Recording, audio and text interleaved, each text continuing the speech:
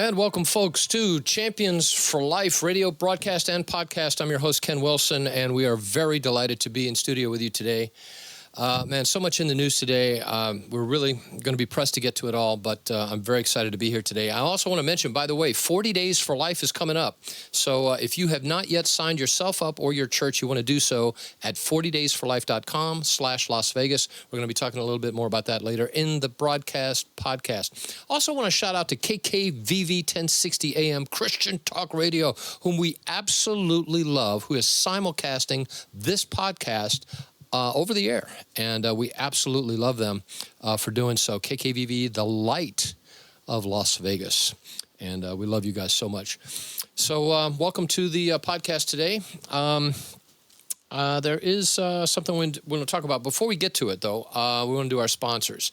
So we're going to let you have a listen to this. I want to take a moment to acknowledge one of the great sponsors of the Champions for Life radio broadcast, such as RTS Postal Express, for all your Las Vegas copy needs. Black and white copies, color copies, business cards, resumes, you name it.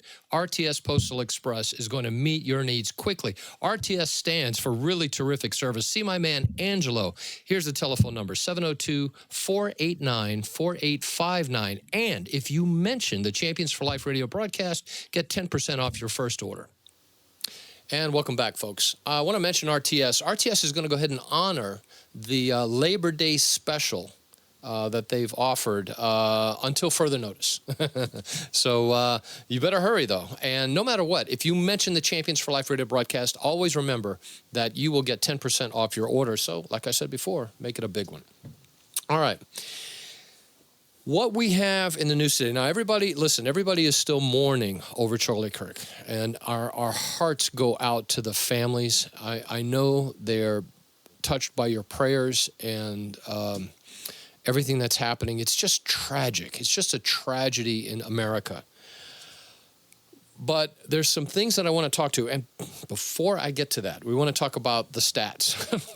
Here at First Choice, of course, you know that First Choice is a pregnancy help center here in Las Vegas.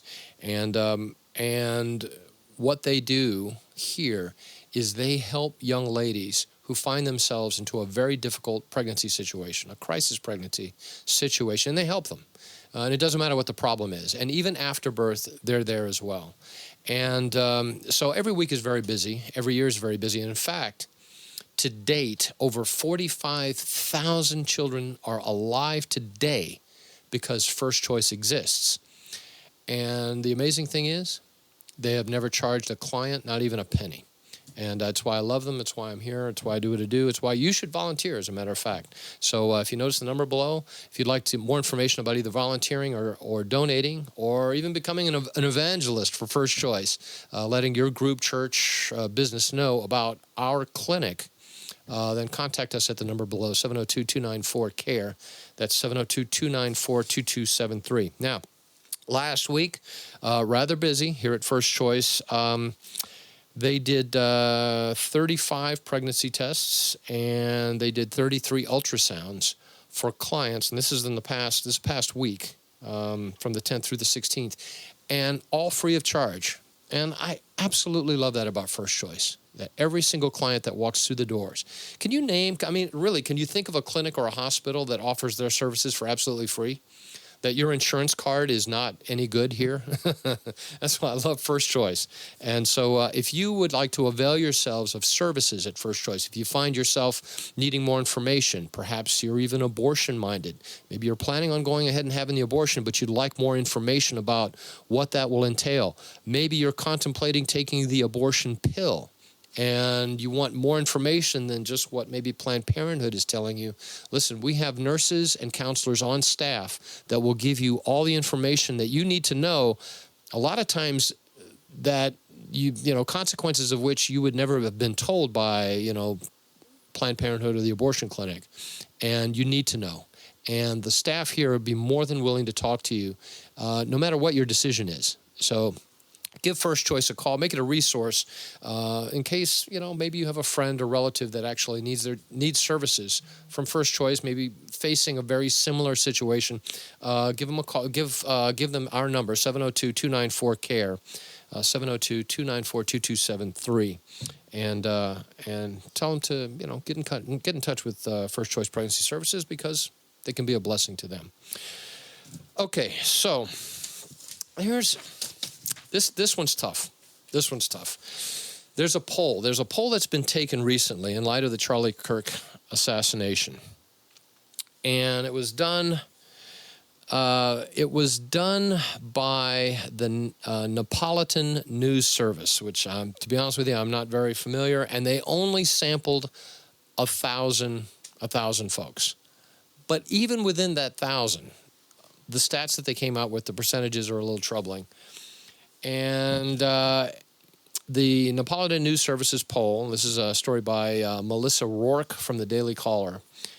This poll found that a staggering 26% of those aged 18 to 34, listen to this, answered yes to this question. While it is always difficult to wish ill of another human being, is America better off now that Charlie Kirk has been killed? In case you missed this question, I'm going to repeat it. While it is always difficult to wish ill of another human being, is America better off now that Charlie Kirk has been killed? And 26% of those who have been polled answered yes. And that is very, very troubling. This is America, folks. Those ages 18 to 34. The survey also found that 31% of respondents who identify with the Democratic New York Representative Alexandria Ocasio-Cortez, AOC, and her policies believe that the country's better off following Kirk's death. And across all respondents, 15% answered affirmatively to the prompt, 67% said no, and 18% were unsure. Just 38% of Democrats said they prayed for Kirk and his wife and children, compared to 75% of Republicans and 55% overall. Among the Democrats, and there's a reason why we're going through this polling data, by the way, so just bear with me. 31% said Republicans were more responsible for political violence in America, while 35% of Republicans answered that Democrats were more to blame, 31 versus 35. Overall, 66% of respondents said that no single party is more responsible, with 18% pointing to Democrats and 15% pointing to Republicans. So everybody's pointing their fingers at each other. This is, for the climate that we now find ourselves in. 36% of Democrats said that the Republican Party played a role in encouraging Kirk's assassination. 36% of Democrats, while 29% cited anti-Trump rhetoric. Those numbers are 35 and 32 respectively if you include Democrats, people who lean Democratic. And I know it's a lot of numbers. Just bear with me. We're getting to a point here. 24% of Democrats identified the media as partly responsible, compared with 42% of Republicans. So people who are conservative tend to point to the media for potentially raising the climate, if you will, the language that encouraged the assassination, while only 24% of Democrats said that. And among Republicans, 57% described Kirk's assassination as a significant turning point in American history, which I would tend to agree that it is very significant. I would consider this analogous to the shooting of Dr. Martin Luther King. I really would, because while the issue is slightly different, because of the culture that we're in today and the issues that we face, while they're slightly different, they are nevertheless very important. And the climate of America is based on the friction between diverse viewpoints on things like transgender issues, things like the political discourse, whoever is president, and it's a problem. And this survey denotes that. Earlier polling has showed similar trends. An April poll found that 48% and 55% of left-of-center people were believing that Tesla CEO and Elon Musk and President Donald Trump are at least, it was justified in harming these two people. And that's very, very troubling. And additionally, a recent Foundation for Individual Rights and Expression survey found that over a third of college-age students are open to the use of violence to stop a campus speech. 35%. Very troubling. And a growing number of people have faced professional consequences for vitriolic behavior and celebratory social media posts in the wake of Kirk's murder. And that is why I went through all of these numbers, because I wanted to talk about this today. The first thing you have to recognize in America today, that there is a dichotomy of left versus right. And obviously, there is people are very vehement about their beliefs, some to the point where they will use violence to make their point. And the problem for us as Christians is, how do we respond, right? I remember seeing just recently a poll. Actually, it was a YouTube video, I believe, actually, of where one YouTuber was actually counting the amount of people that they had gotten fired because of what they had said, whether it was a politician, a teacher, a medical professional, or a police officer. It didn't really matter. He was running this stat, this counter on how many people he was able to get fired because of what someone had said. Now, here's the problem with that. The problem is that when the news of Charlie Kirk's death wanes over time, and it will, slowly, we are going to find that the side that we don't agree with is not going to forget, because we posted a lot of it on social media and such. And ultimately, these comments, these viewpoints, this animosity towards the other side, this desire for revenge, if you will, is going to come back to harm us. Specifically, those people who are bent on trying to get even from Charlie Kirk. And that's what I wanted to talk to you. I was a little editorializing today on the Champions for Life radio broadcast. There's a great story that was put out by Kelsey Reinhardt from Catholic Vote. She writes, last Friday, our team ended the week, as I'm sure many of you did, sad, angry, and bewildered over the assassination of Charlie Kirk. And thanks be to God, this week began with signs of hope as our team members shared stories from the weekend. And without going into those, I want to cut to the middle of her story. It says, none of this erases the injustice done to Charlie and the pain inflicted on his family. It does, however, illustrate something important when looked at in context of what we saw happening all over the world. Heartbreak and justifiable anger over Charlie's death, but also the celebration of his life. And many are asking, what can I do? Rather than silence a movement, Charlie's assassin has energized one and has begun a small but mighty movement in the hearts and minds of people to whom freedom of speech and the right to peacefully advocate for one's belief are paramount. And it said, for us, this means moving forward and redoubling our efforts to inspire every religious faithful in America to live out the truths of our faith in public life. And that just doesn't mean elected officials. It means all of us. What better way to honor Charlie Kirk than to step up, confident in our devotion to Christ, and engage the world around us as he did? And he said, not all are called to hold rallies on college campuses, but we can each have an impact in our corner of the world, and that can be done in many ways, and here are just a few. Number one, and President Trump mentioned this, register to vote. Make it a point to register and encourage others to register to vote. Make your vote count. Vote every time there is an election. If you have an opportunity, there's no such thing as an unimportant election. You have I would almost call it a civic duty to vote. Do it.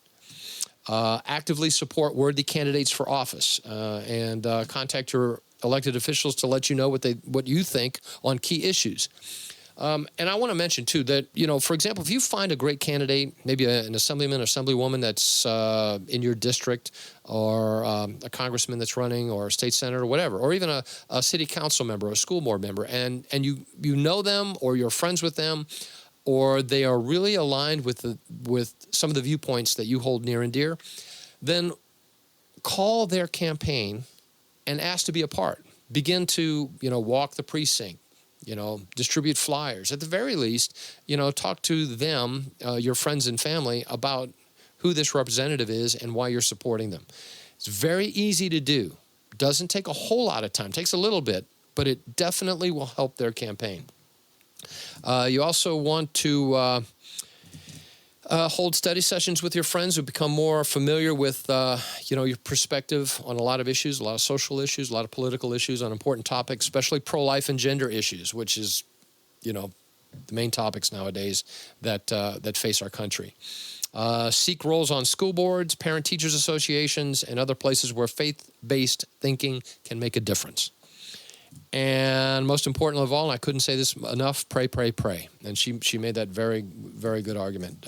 It's the most important thing you can do. In fact, 40 Days for Life, that is our whole movement in praying for 40 days in front of an abortion facility. But regardless, pray that your efforts will make a difference. Pray for our culture. Pray for your city and your state. That there can be a change towards forgiveness and love rather than vengeance, because it's not, vengeance and anger is not what's going to win the day. And I'm hoping that next week we are going to have one of my good friends and Pastor Dave Childers, as our guest, because he's written a fantastic book on forgiveness.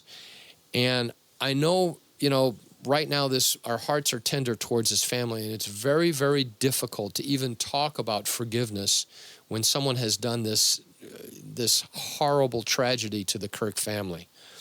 But forgiveness and love needs to be the motivating factor in our actions. And I'm really looking forward to Pastor Childers coming and explaining.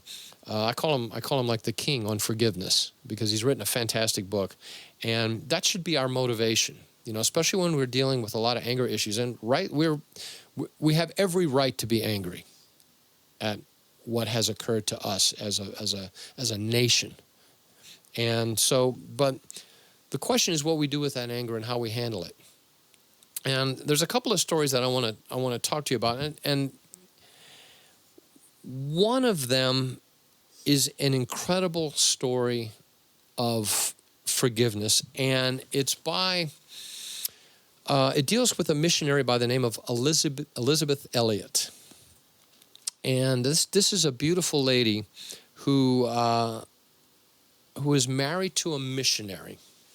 And if you could bring up that story, her husband went to be a missionary to the Aquas tribe in Ecuador, rather unreached, primitive tribe, and that tribe murdered Jim Elliot, the missionary. And if we can scroll up a little bit, we can see the picture of this beautiful lady. What Elizabeth Elliot did, she decided that she was going to go back. She was going to go back with her daughter to this tribe to complete the work that her husband had begun. Can you imagine that? Christian missionary going back to the very tribe that had ended the life of her husband. Amazing, amazing love. And a popular quote from Jim Elliot sums up the ministry of his wife, Elizabeth. Determination, not desire, determines destiny. And we'll have those days when we don't feel like ministering to others. Even when we are answering the call in our life, or if we're doing what we love to do, feelings are fleeting. It is the determination to continue that keeps us going. And when it was difficult to get out of bed because of pain of her lost husband, Elizabeth knew that God still had a calling, and not only for her, but for the lost souls of the Aqua tribe in Ecuador. And it was through Jim's martyrdom that left a legacy that paved a way for her to reach that tribe and took her husband's life for the glory of God. And her determination gives all of us hope that there's nothing that any of us cannot overcome. And she learned grace through hardship and was convinced that God's love was offered to all. And Elizabeth herself gave this reminder: you are loved with an everlasting love, and underneath are the everlasting arms. And the reason I brought that one up in the story after this is because the motivation there was love in trying to reach this unreached tribe in Ecuador. But it had to start with forgiveness. It has to start with forgiveness. And I know it's difficult to do, especially when the tragedy of Charlie Kirk is so fresh on our minds and hearts. But it needs to begin. If our actions stem from revenge and anger, we are likely to do more harm than good. Another story that I wanted to talk about was the story of Kate and Andy Gramere. And they had a 19-year-old daughter. Her name was Anne. And Anne had a boyfriend, Connor. And Connor was, had gotten into an argument with his girlfriend. And Connor shot and killed Anne. Shot and killed his 19-year-old girlfriend. And what did the Grameres do? I mean, here he is. He's going to be spending 20 years to life in prison, right? The Grameres decided to forgive Connor. And not only that, they began to witness God's love and forgiveness to him. They visited him weekly, and they ministered God's love and forgiveness to them. And ultimately, Connor became their spiritual son, right? This from the guy that murdered their daughter. And what an unbelievable story of love and forgiveness. Said Connor himself, he said, the Gramere's decision to forgive me was the only reason that I ever came to believe in God and believe in Christ. And today, Connor's now living as a believer in Christ while serving his sentence in prison. Caton and Andy also become his spiritual parents and helping him grow as a Christian. And were even present when Connor was baptized. And the Gramere's decision to respond with forgiveness and respond in love, that's nothing but the love of God shining through them. I mean, these stories are the ones that are transformative. And this is where our heart and attention really needs to be in light of this. And I know it's difficult. But listen, all of us are still angry. We really are. But as my pastor Dave Childers has said, forgiveness, it's not an option. It's a decision that we must make when we have been severely wronged. And when we make this decision to forgive, first of all, as Christians, we have the epitome of forgiveness in Jesus Christ. I mean, even while he was dying on the cross, he said, forgive them because they don't know what they're doing, right? He is our model of forgiveness and love. And if he can forgive those who killed him and forgive us who were born into sin, right, for all of the stuff that we have done, right? Even stuff like murdering and blaspheming and stealing and harming other people and a host of horrible things. If he can forgive all of that, right, then we're called to do the same when we are wronged, right? And I didn't say it's easy, but it's a decision that we must make, a decision. And, hosting the other day the Charlie Kirk show, President J.D. Vance urged everybody, by the way, if you got to see that, he was urged everybody to get involved. That was his That was his main point. Get involved, get involved, get involved. And he added the best way to do that, to honor Charlie Kirk's legacy, was to shine the light of truth like a torch in the very darkest of places. And I couldn't agree with the vice president more. Be a part of what helps change our culture, rather than be a part that is inspiring more anger and revenge, because it's never going to be the answer. The outcome is going to be very detrimental to everything that you're trying to do, that we're trying to do. It's not going to be the answer, because there's going to come a time when things have flipped, and perhaps conservatives might not find themselves in the majority, right? And all of this is going to come back, and we want to make sure that we're on the right side. We absolutely do. One of the things that has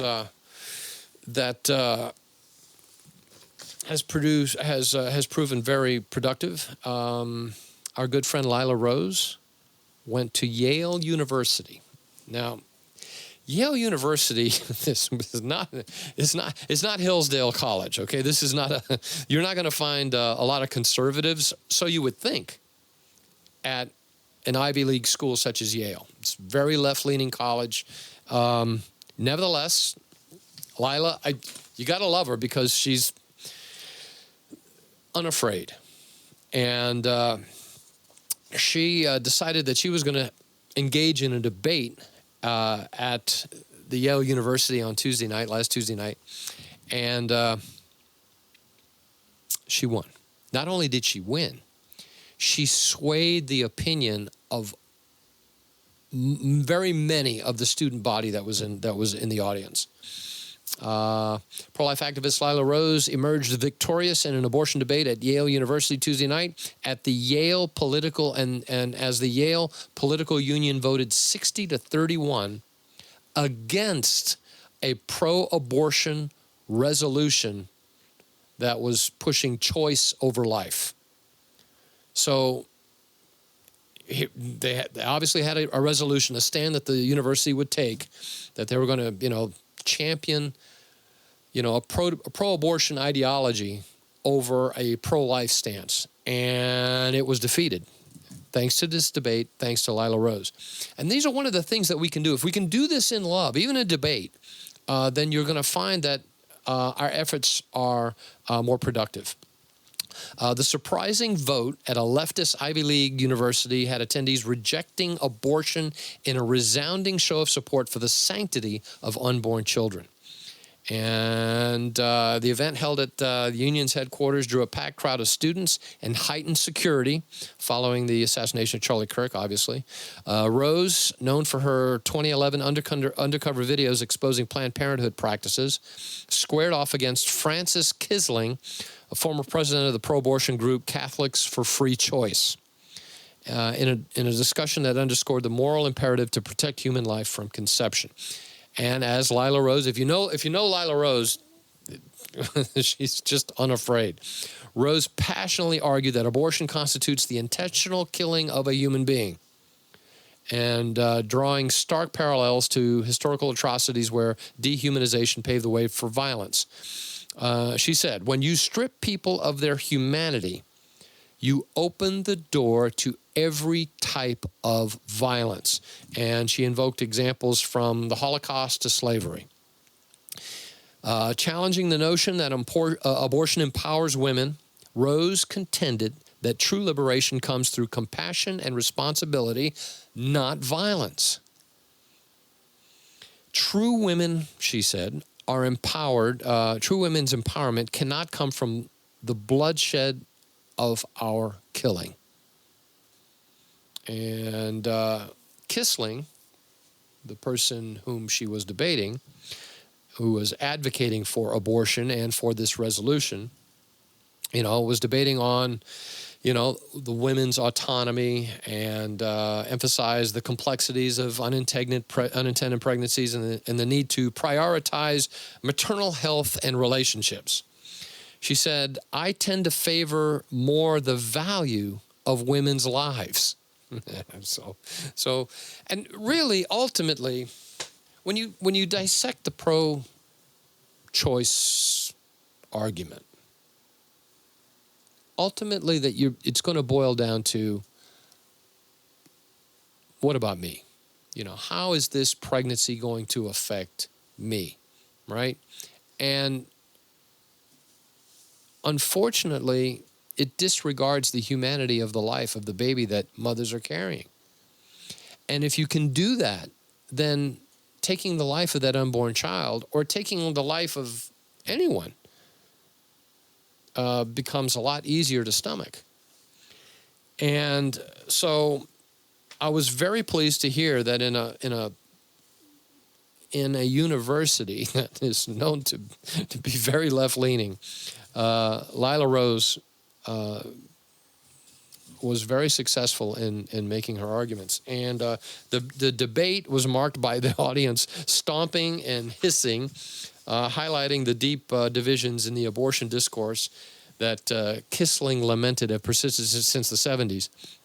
But despite the tension, the student body's vote affirmed Rose's pro-life stance, rejecting the pro-abortion resolution by a clear margin, and Rose's win at Yale signals a vital shift in the national conversation, where protecting the vulnerable is gaining ground against the culture of death.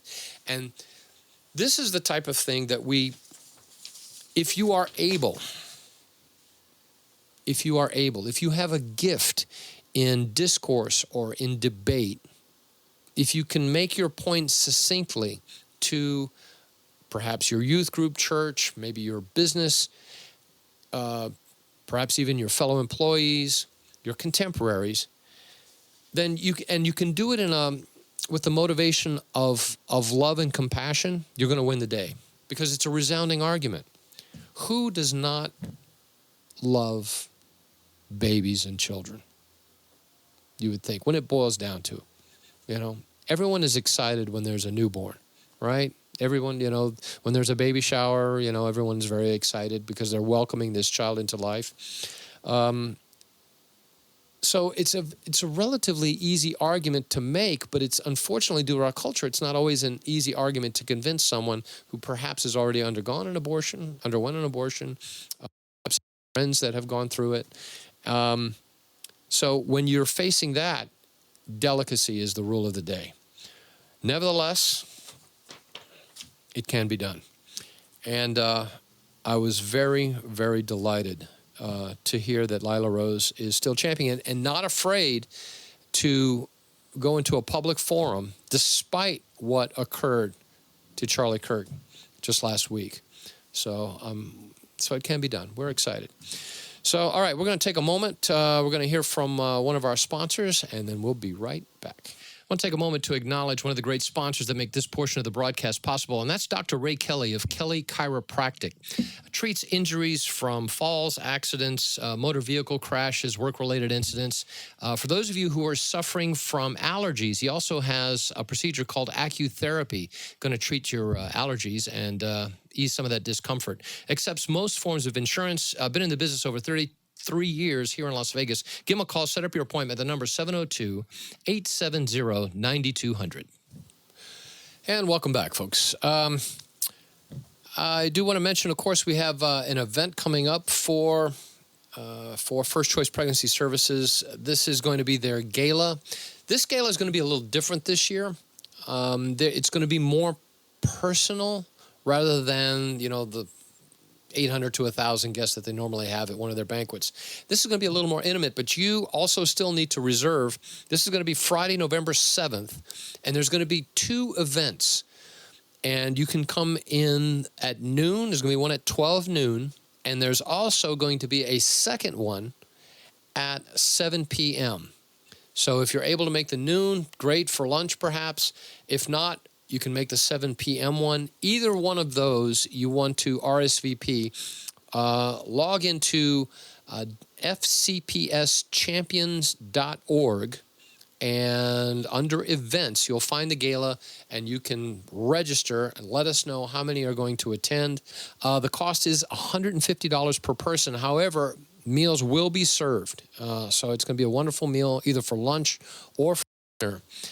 You do need to RSVP. Again, the is Friday, November 7th, and your choice, either noon, 12 noon, or 7 p.m. And again, you can click on that. And again, the website, fcpschampions.org, click on events and be a part of the gala, which helps support First Choice Pregnancy Services. And listen, folks, we couldn't be here as a clinic if it weren't for our supporters. And folks, to be honest, this is a much needed clinic for women who are facing crisis in their pregnancies. And the proof is in the pudding. 45,000 children are alive today because of Choice. And one of the few places, the only clinic actually, that is doing abortion reversals for women who have taken the abortion drug and have changed their mind, or maybe they were poisoned by their boyfriend or whatever, and they want to have, they want medical intervention. That can happen at First Choice. In fact, there are dozens now of patients whose children are alive today because First Choice has the abortion reversal available to them. So, again, mark that on your calendar, November 7th, either 12 noon or 7 p.m., and it's $150 per person, per plate. And join us, find out more about this very, very important ministry. Our goal and desire is to open up, to replicate this clinic throughout Las Vegas. Las Vegas has over 2 million people, and we're vastly underserved. The American women, the Las Vegas women in our city and state, for that matter, are very underserved. We need more First Choices just like this one, and you can help make that happen here in our city, in our state. So again, Friday, November 7th, 12 noon or 7 p.m. RSVP, and again, that website, fcpschampions.org. FCPS stands for First Choice Pregnancy Services. fcpschampions.org. Wonderful website where you can find out more about this ministry, about the gala, testimonies, just everything. And great website. While we're speaking of that, we want to mention also, of course, 40 Days for Life is coming up. And 40 Days for Life, for those of you who are not familiar with this ministry, is probably one of the largest organized Christian prayer events in the world.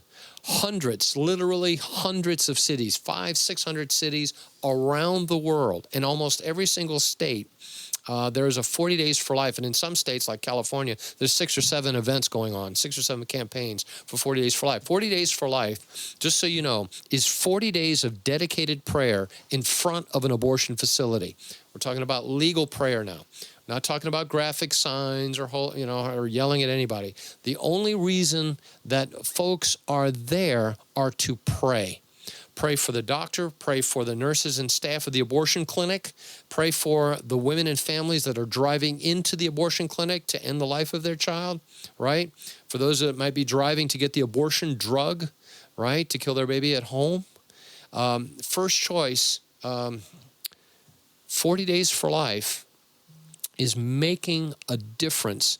So far, where First Choice has prayed, over 181 abortion centers have closed. 2 of those right here in Las Vegas.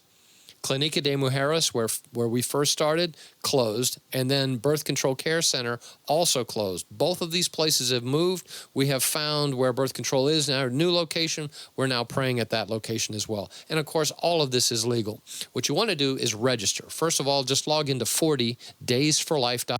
That's 0daysforlife.com/Las Vegas. Find our campaign, register, and then using our online calendar, you can plug in the days and times that you wish to pray. And on the resources section of the page, which is at the very end, you'll find our vigil location where we are praying. Download that vigil location map. That'll show you where we can pray, the sidewalks along which we are allowed to be legally, and where we will be praying, and where you will be praying, and where you can park and so forth. And our prayer focus on the abortion clinic that is located in that business complex. Folks, it makes a difference. Whether it's 15 minutes, 30 minutes, or an hour, we're going to be praying from 7 a.m. to 7 p.m. starting September 24th all the way to November 2nd. Not just here in Las Vegas and Reno, but in hundreds of cities in the United States and in many hundreds of cities around the world, all doing exactly the same thing that we're doing for the next 40 days, beginning September 24th. That's a week from today. So, or if you're listening to it delayed on this broadcast, 6 days, or depending on what KVV, when you're hearing this broadcast, if it's a rebroadcast. The date is September 24th, going to go all the way through November 2nd. So log in, register, and be a part of the prayer campaign. The other thing I would mention to you is bring a prayer partner. You know, we don't want, depending on the time of day and the day that you've decided to come and pray, for example, if you decide to pray at 6 p.m., from 6 to 7 p.m., perhaps on a Thursday night, bring a prayer partner with you, whether it's a husband or friend, someone who can join with you in prayer, praying along the sidewalk. Doesn't matter that the abortion clinic's closed, because you know what? The spiritual heavenlies that are over that abortion facility don't go away. They don't close during business hours. Those spiritual forces and dominions that are over those abortion clinics are in business 24/7. The enemy never sleeps. And so when we're there praying, we're praying against the authorities and powers in heavenly places, right? That are manifesting in that abortion clinic. So be a part of 40daysforlife.com. I like to mention, by the way, when 40 Days started in College Station, Texas, over 20 years ago, there were 4 people, 2 Catholics, 2 evangelicals, who got together and said, hey, listen, what are we going to do? How are we going to address the problem of praying in our city, in College Station, Texas? How are we going to address this abortion facility? And so they got together and they said, well, let's just pray about it. And they decided upon, well, you know what? We're going to pray for 40 straight days. We're going to pray for 40 straight days. And they did. And that movement spread throughout the state. And from Texas, it spread across the nation. And from across the United States, it spread into Canada and Mexico, and then throughout South America. And now it's spread into Australia, to Europe, it's from Japan, it's just Philippines, it's everywhere. 40 Days for Life. And the amazing thing, and I love telling this story, that the Planned Parenthood abortion facility in College Station, Texas, where they began this vigil so many years ago, ultimately closed. And not only did it close, but 40 Days bought the building, and that building is now 40 Days for Life national headquarters. I mean, it's not surprising to me, but I love telling the story because, you know, God can redeem anything. And I mean, really, he can redeem anything. You know, whether it's our broken lives or a horrible building that the enemy has used for destruction and death. And God has done that very thing. And so we want to shout out to 40daysforlife.com. I am, by the way, I have been blessed to be the coordinator here in Las Vegas for 40 Days for Life. And it has been an honor. I've been doing this now over 20 years. And it's just been a great honor to be able to do this. Dozens and dozens of lives have been saved because we've been there. And those are just the ones that we've known about. You know, if we have the opportunity to speak to a young lady or family that's driving into the abortion facility, if they stop and they want more information or they want prayer, we're able to not only pray with them, but we're able to direct them to great facilities like First Choice Pregnancy Services. And over the years, dozens of folks have done that very thing. They've been, you know, they've decided against ending the life and have welcomed life and their child into the world. And I can say that I've been very blessed to hold in my arms a child that has been saved because 40 Days was there in our city, because we've been there. And it's just an amazing thing. The stories are frankly amazing. I remember one particular, there were 2 girls, and in one case, the person who was praying was a good friend, but he was disabled. And so he needed a walker to get to the abortion facility, but he was always faithful and he would pray regularly. Well, he didn't know the effect that he had until one day when he was in a grocery store. And his walker was unmistakable. And the two girls that he had, kind of witnessed to, ministered to, even though they didn't acknowledge him at the time, they walked up to him at the grocery store and said, "You know what? We saw you praying that day. We saw you out there in front of the abortion facility when my friend decided to go get that abortion. But because we saw you praying, we decided to keep this child. And we just want to thank you." This happened in a grocery store. The guy didn't even know, right? And so you never know, and we'll know one day when we finally get home, the impact of our prayers. But you just never know how impactful your prayers and your presence are when you're praying in front of an abortion facility. I have heard from a number of people, and I've heard this repeatedly from patients or the friends of patients who are inside the abortion facility, that while we're there praying, the staff know it and don't like it, and it impacts them. And I'm not surprised, to be honest.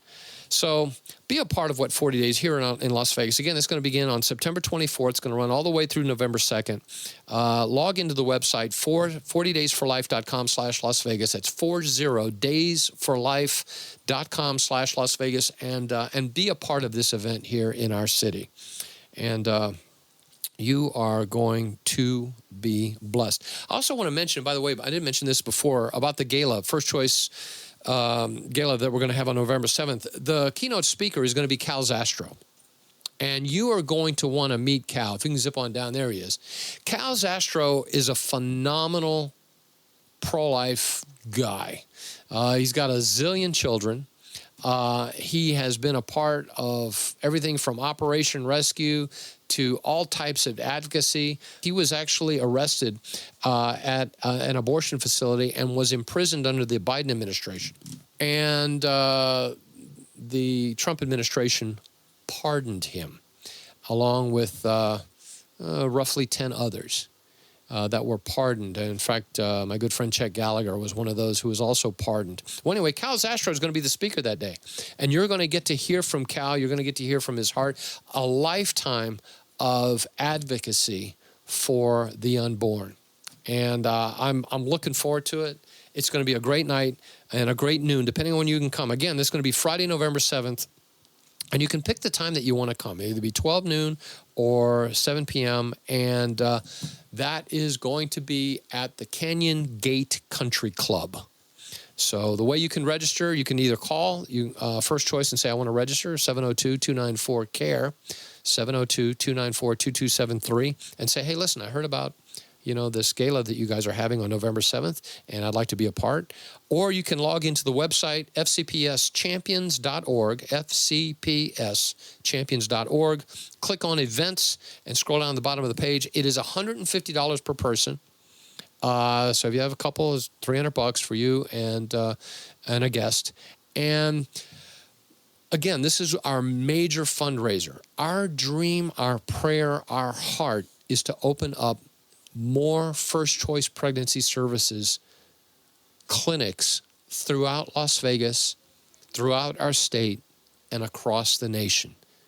And you can help us do it. And this is a wonderful way to do it. So if you're able to, on November 7th, which is a Friday, at 12 noon or at 7 p.m., you can join us and Cal and see what you can do and how you can be a part of the miracle that is First Choice Pregnancy Services.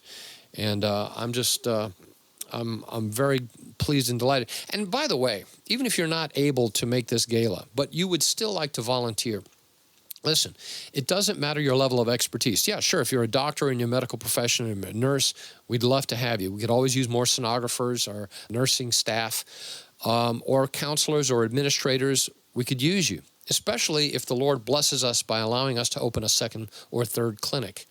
But even if you don't have those skills, maybe you would just like to help in some way, we could use you. First Choice is always looking for volunteers, and we'd love to have you. So if you see at the bottom of your screen, there's a number to call, 702-294-CARE. That's 702-294-2273. And set up a time to, first of all, come to First Choice and take a tour of the facility. We love showing off First Choice because it is a beautiful facility. It is literally, it's a clinic, but it's a sanctuary of life. And take a tour of the clinic, find out what makes it tick, find out how we operate here. And then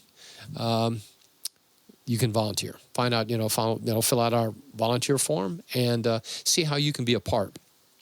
The other way that you can help is by letting your church or group or youth group know about First Choice, by allowing us to make a presentation to your church or your youth group or your business. And we would love to come and show your folks exactly what we do here and how First Choice operates as a clinic. And we'd love to be able to do that. If you're interested in us doing so, please give us a call. Again, the number 702-294-CARE. That's 294-2273.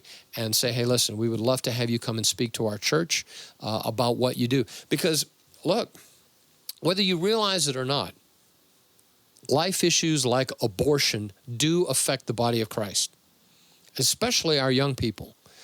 We want to reach out to them in love and show them that there are alternatives to abortion that's available to them. And a lot of these young ladies and men don't realize that even after birth, there are resources that are available to them to help them, deal with the fact that, they've got another life that they're responsible for, and we're there for them. And we want to be a part. We want to be able to show them how to do that. So if you'd love us to come and speak, we'd love to be able to do that. Again, the number there at the bottom of your screen, 702-294-CARE, or you can reach us at fcpschampions.org. And our final story of the day, this one is from the National Institute of Health, and we haven't always been let's just say proud of the National Institute of Health, namely because they were doing a lot of the, if you recall, the COVID research, which eventually they handed off to Wuhan, China, and of course it blew up the world. So it's National Institute of Health, we're not big fans of all the time, although they are doing something good this time. The Trump administration is drawing praise from pro-life folks after reports surfaced that the Health and Human Services Secretary Robert F. Kennedy Jr. is defunding scientific research that uses aborted fetal tissue. And yes, the National Institute of Health, where your taxpayer dollars go, has been funding research using aborted fetal tissue. That's from tissue obtained from abortion clinics. And they've been doing this testing and research